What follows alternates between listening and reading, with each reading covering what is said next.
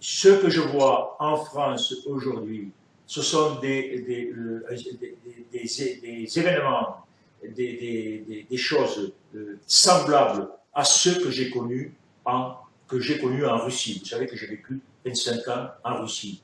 C'est la liquidation de l'État russe, la liquidation de l'État par Poutine et la liquidation de l'État français par Macron.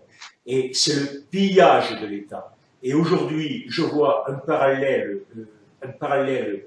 identique entre les privatisations et les privations qu'engage Macron en France.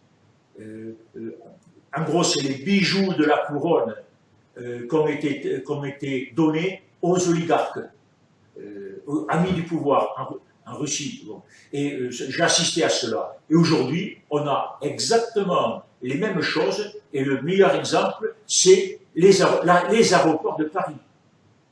Il n'y a personne qui comprend pourquoi ils sont privatisés. C'est incompréhensible. Au niveau rentabilité financière, au niveau stratégique, au niveau sécurité. Moi, j'ai travaillé aux aéroports de Paris. J'allais un jour par semaine pour m'occuper de problèmes de chantier. Je peux vous dire que quand je rentrais chez moi, j'étais fier qu'en France, l'État, les collectivités locales, qu'on ait des ingénieurs, des administrateurs capables de construire ces aéroports. Notamment, je pense à Roissy. J'ai un sentiment de fierté à Roissy. C'est un chef-d'œuvre du savoir-faire français, au même titre, je dirais, que la Tour Eiffel à son époque. C'est vraiment merveilleux. Et en plus, c'est très bien géré. Et c'était rentable pour le pouvoir. Et c'est bravé. De toute façon, Pierre, il est bien clair. Enfin, sachez-le, messieurs les Chinois, ou peu importe qui vous êtes et qui investit sur ces ventes illégales, de toute façon, le peuple français récupérera ses biens. Ça, c'est hors de question.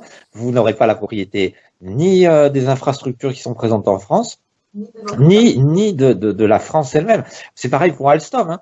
Ils ont vendu Alstom aux Américains, mais vous allez, de toute façon, nous allons le récupérer. Parce que votre système mafieux, il est hors de question que ça continue. Et tant pis pour vous. Et nous vous rembourserons pas un centime. C'est comme la dette. La dette, elle est illégale. Tout le monde le sait très bien. Tout le monde le dit haut et fort. Et la dette, de toute façon, sera annulée et nous récupérerons l'argent que vous nous avez pris. Donc, tous ces oligarques, moi je les connais bien. Ça a été mes clients pendant 17 ans. Pendant 17 ans, ils sont venus se pavoiser à la montagne comme Macron à la Mongie. Il se trouve que j'étais en station de ski et qu'on était considéré comme le lieu où il fallait être pour apprendre à skier. Donc, je les ai vus, ces oligarques. Ces gens-là n'ont qu'une vision. Enfin, les mecs, ils adorent la France. Ils ne peuvent pas s'en passer. C'est-à-dire qu'ils vont t'expliquer que ouais, la France, ceci, les Français, cela, machin. Mais les mecs, vous êtes tout le temps ici. Moi, je vous ai vu tous les ans. Tous les ans, vous veniez parce que vous ne pouvez pas faire autrement que venir en France. Alors, ce qui va se passer, c'est que ça va faire la même chose qu'aux États-Unis. C'est ce que Trump a fait ou les autres ont fait. Vous allez peut-être passer sur le territoire français, mais vous paierez vos impôts ici.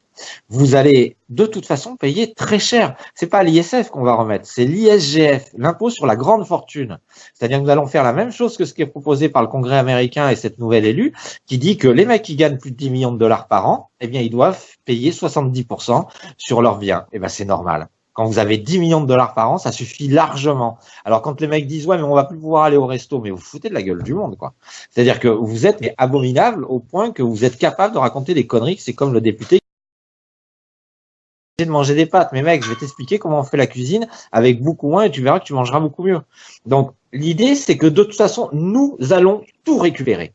Et il est hors de question qu'on vous laisse une miette, que ce soit de EDF en passant par France Télécom qui est devenu Orange, que ce soit la Française des Jeux, que ce soit les aéroports de Paris, que ce soit les réseaux de distribution d'électricité, que ce soit les barrages, que ce soit l'ensemble des infrastructures hospitalières, que ce soit l'ensemble des infrastructures scolaires que vous êtes en train de revendre encore, que ce soit les autoroutes, l'ensemble des biens que vous avez volés au peuple français, nous allons le récupérer intégralement.